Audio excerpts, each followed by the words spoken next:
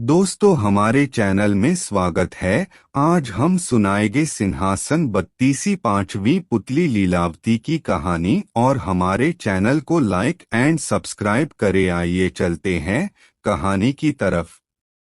5वें दिन राजा भोज सिंहासन पर बैठने की तैयारी कर ही रहे थे कि 5वीं पुतली लीलावती ने उन्हें रोक दिया।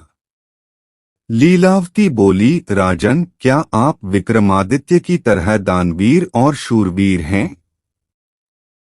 अगर हाँ, तब ही इस सिंहासन पर बैठने के अधिकारी होंगे। मैं आपको कथा सुनाती हूँ परम दानवीर विक्रमादित्य की। एक दिन विक्रमादित्य दरबार में राजकाज निपटा रहे थे, तभी एक विद्वान ब्राह्मण दरबार में आकर उनसे मिला। उसने कहा कि अगर वे तुला लग्न में अपने लिए कोई महल बनवाएं तो राज्य की जनता खुशहाल हो जाएगी और उनकी भी कीर्ति चारों तरफ फैल जाएगी।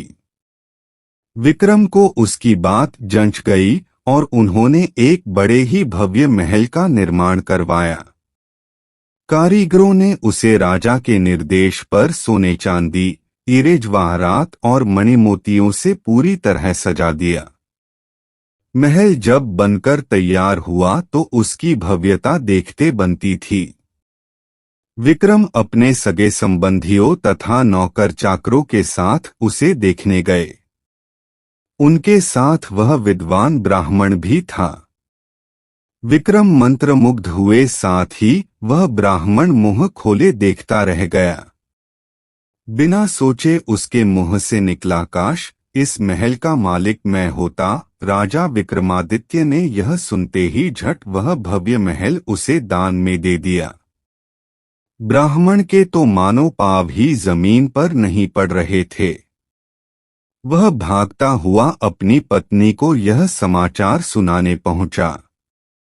इधर ब्राह्मणी उसे खाली हाथ आते देख कुछ बोलती उससे पहले ही उसने उसे हीरे जवाहरात और मणिमुक्ताओं से जड़े हुए महल को दान में प्राप्त करने की बात बता दी। ब्राह्मण की पत्नी की तो खुशी की सीमा न रही। उसे एक बारगी लगा मानो उसका पति पागल हो गया और यूं ही अनाप शनाप बक रहा हो, मगर उसके बार बार कहने पर वह उसके साथ महल देखने के लिए चलने को तैयार हो गई। महल की शोभा देखकर उसकी आंखें खुली रह गईं। महल का कोना कोना देखते देखते कब शाम हो गई उन्हें पता ही नहीं चला। थके मांदे वे एक शयन कक्ष में जाकर निढाल हो गए। अर्धरात्रि में उनकी आंखें किसी आवाज से खुल गई। सारे महल में महक फैली थी और सारा महल प्रकाशमान था। उन्होंने ध्यान से सुना तो लक्ष्मी बोल रही थी। वह कह रही थी कि उनके भाग्य से वह यहाँ आई है और उनकी कोई भी इच्छा पूरी करने को तैयार है। ब्राह्मण दंपति का डर के मारे बुरा हाल हो गया। ब्राह्मणी तो बेहोश ही हो गई।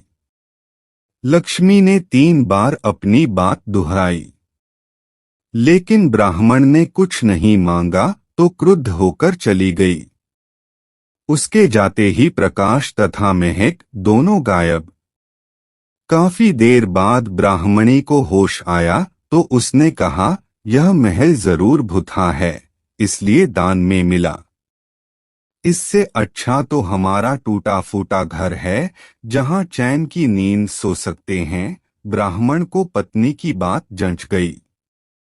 सहमे समय बाकी रात काटकर तड़के ही उन्होंने अपना सामान समेटा और पुरानी कुटिया को लौट आए। ब्राह्मण अपने घर से सीधा राजभवन आया और विक्रमादित्य से अनुरोध करने लगा कि वे अपना महल वापस ले लें। पर दान दी गई वस्तु को वे कैसे ग्रहण कर लेते? काफी सोचने के बाद उन्होंने महल का उचित मूल्य लगाकर उसे खरीद लिया। ब्राह्मण खुशी खुशी अपने घर लौट गया। ब्राह्मण से महल खरीदने के बाद राजा विक्रमादित्य उसमें आकर रहने लगे। वहीं अब दरबार भी लगता था।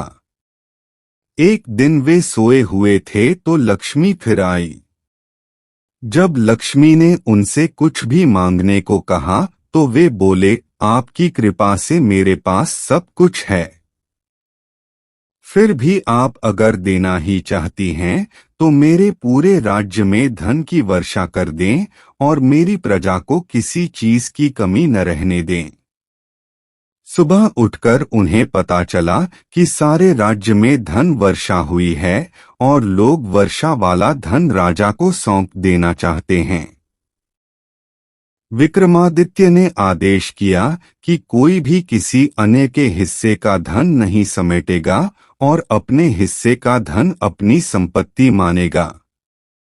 जनता जय जयकार कर उठी। इतना कहते ही पुतली लीलावती बोली, बोलो राजन, क्या इस कथा के बाद तुम इस सिंहासन के योग्य अपने आप को पाते हो? राजा भोज निराश हो गए और अपने कक्ष में लौट गए। अगले दिन राजा को रोका छठी पुतली रविभामा ने।